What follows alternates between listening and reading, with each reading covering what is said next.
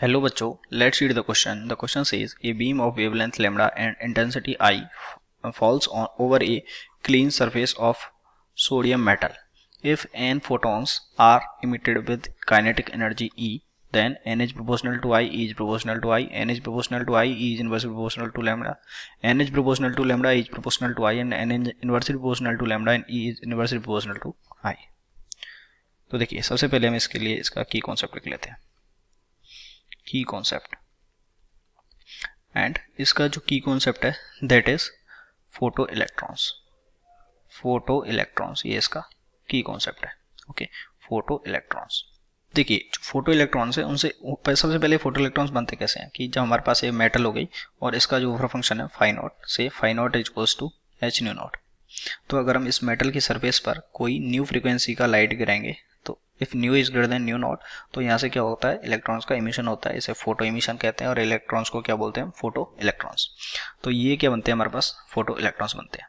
अब देखिए, यहाँ से ये एच न्यू लाइट गिर रही है, तो अब ये इलेक्ट्रॉन्स निकलते कैसे हैं कि जो लाइट होती है, ये लाइट में क्या होते हैं, फोटोन्स होते हैं. और जब फोटोन्स होते हैं, फोटोन्स क्या करेंगे, इस मेटल की सरफेस पे गिरेंगे. फोटोन्स क्या होते हैं, एनर्जी के बंडल्स होते हैं. तो ये इलेक्ट्रॉन क्या करेंगे, ये इलेक्ट्रॉन यहाँ से एनर्जी ले लेंगे और ये इलेक्ट्रॉन एनर्जी लेके बाहर आ जाएंगे. ये प्रोसेस होता है. अब देखिए, अगर हम इंटेंसिटी को बढ़ा रहे हैं, ओके, अगर हम इंटेंसिटी को बढ़ा रहे हैं, okay, if intensity is increase then क्या होगा, तो जो हमारे पास लाइट है उसमें नंबर ऑफ फोटोन्स क्या हो जाएंगे, इंक्रीज हो जाएंगे. नंबर ऑफ फोटोन्स इंक्रीज हो जाएंगे. और जब नंबर ऑफ फोटोन्स इंक्रीज हो जाएंगे, मान लीजिए अब इस पे ज़्यादा फोटोन गिर रहे हैं, तो ज़्यादा फोटोन गिरेंगे इसका मतलब ज़्यादा एनर्जी गिर रही है. यहाँ पे ज़्यादा एनर्जी गिर रही है तो इस इलेक्ट्रॉन को जो एनर्जी को लेकर ज़्यादा इलेक्ट्रॉन्स बाहर आएंगे, यानी कि जो नंबर ऑफ फोटो इलेक्ट्रॉन्स है वो भी क्या हो जाएगा, इंक्रीज हो जाएगा. नंबर ऑफ फोटो इलेक्ट्रॉन्स ये भी इंक्रीज हो जाएगा. ओके, तो नंबर ऑफ फोटो इलेक्ट्रॉन्स भी इंक्रीज हो जाएगा. तो यहाँ से हम बोल सकते हैं कि जब जैसे ही हमने इंटेंसिटी को बढ़ाया तो intensity is proportional to N. Okay, sorry, या फिर हम इसको N is proportional to intensity बोल सकते हैं, क्योंकि पहले क्या बढ़ रही है, इंटेंसिटी बढ़ रही है. ओके, पहले क्या बढ़ रही है, इंटेंसिटी बढ़ रही है. तो जैसे इंटेंसिटी बढ़ाएंगे तो नंबर ऑफ फोटो इलेक्ट्रॉन्स है वो भी क्या हो जाएगा, इंक्रीज हो जाएगा.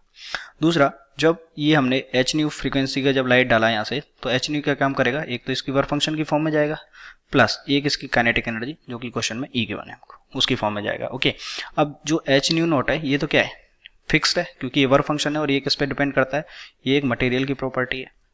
तो हम यहाँ से बोल सकते हैं, क्या बोल सकते हैं कि, और देखिए, न्यू इक्वल्स टू कितना होता है, सी अपॉन लेमडा, तो H C upon lambda it is equals to H nu naught plus E. तो अब जैसे अगर हम लेमडा को इंक्रीज करेंगे तो जो न्यू है वो क्या है, लेमडा के इनवर्सली प्रोपोर्शनल है. तो ये जो न्यू है ये क्या करेगा, डिक्रीज करेगा. और न्यू अगर डिक्रीज करेगा तो वर्क फंक्शन तो ये तो फिक्स है, मटेरियल की प्रॉपर्टी है, तो एनर्जी भी क्या करेगी, डिक्रीज करेगी. यानी कि जब लेमडा को हमने इंक्रीज किया तो एनर्जी क्या होगी, डिक्रीज हो गई. So energy it inversely proportional to lambda. तो यहाँ से हमारे पास दो रिजल्ट निकले, energy is inversely proportional to lambda and N is proportional to I. तो n is proportional to I and energy inversely proportional to lambda. So option number B is correct. I hope you understood it well. Best of luck.